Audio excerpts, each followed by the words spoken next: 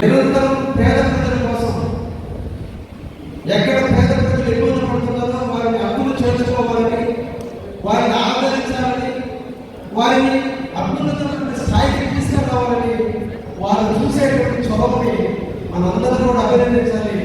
అందుకనే మరొకసారి మనందరం కూడా వారికి పుట్టినరోజు శుభాకాంక్షలు తెలియజేయాలని అందరూ కూడా కోరుకుంటున్నాం.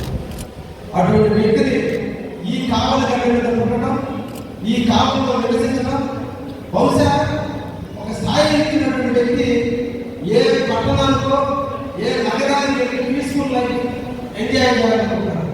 కానీ ఇక్కడే ఈ ప్రాంతంలో నివసిస్తూ ఈ ప్రాంత ప్రజల కోసం ఆయన పడేటువంటి తపనకి అందరూ కూడా వెల్కమ్ చెప్పాలి. అటువంటి వ్యక్తిని మనకు కావాలని ఉన్నందుకు మనం గర్వంగా భావించాలి.